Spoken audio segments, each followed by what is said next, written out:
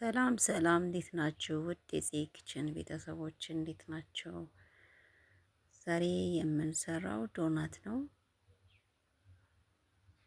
በቤታችን እንዴት አሪፍ አድርገን እንደምንሰራ አብረን እናያለን።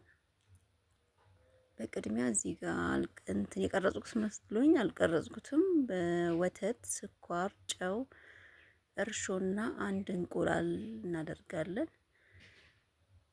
ከዛ እሱን ለብ ባለ ውሃ አብረን እንመታለን። ወተቱ ለብ ያለ ከሆነ ውሃ ያስፈልጋችሁ። ከዛ ሶስት እንደምትፈልጉት መጠን አሪፍ እስከሚሆንላችሁ ዱቄቱ መነፋት አለበት። ያው ቴክስቸሩ እንደ ዱቄቱ ይለያያል። ዱቄቱ አሪፍ የአንደኛው ዱቄት የሚባለው መሆን አለበት። ሁሉም ዱቄት አንድ አይነት ላይሆን ይችላል።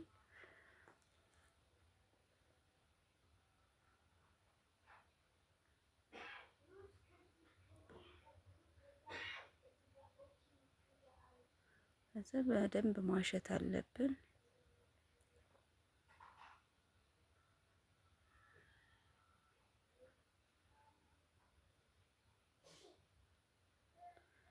አንድ ለ30 ደቂቃ እናስቀምጣለን።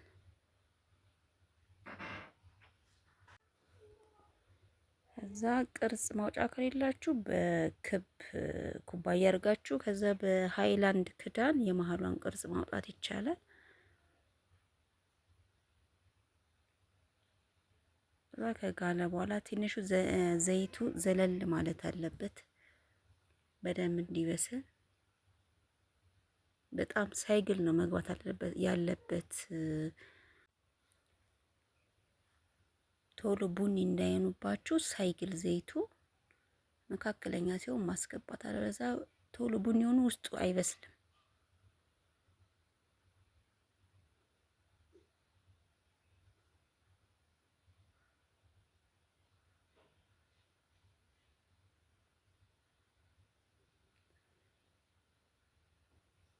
ያው ዶናት ቦምቦሊኖ የሚባለው ምንም ልዩነት የለውም። አቦካኩ አንድ አይነት ነው። ብቻ ቾኮሌት ሲኖረው ዶናት ይባላል፣ ሳይኖረው ደግሞ ቦምቦሊኖ።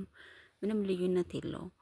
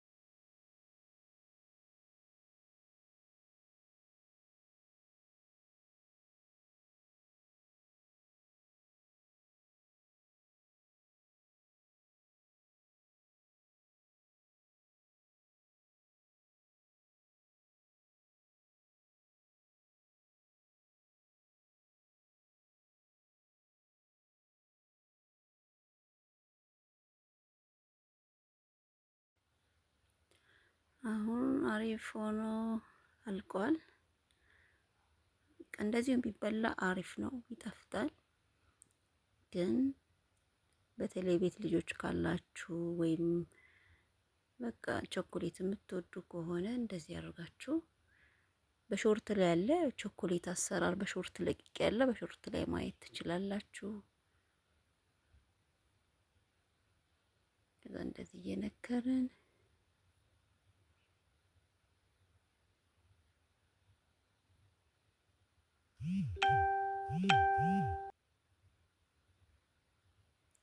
ሁላችሁም እንድትሞክሩት ጋብዛለሁ። በጣም ቀላል ነው። ይህን ቪዲዮ ከወደዳችሁት ላይክ፣ ሼር፣ ኮሜንት እንድታደርጉ እንዲሁም ሰብስክራይብ በማድረግ ቤተሰብ እንድትሆኑ ጋብዛለሁ። ሰላም።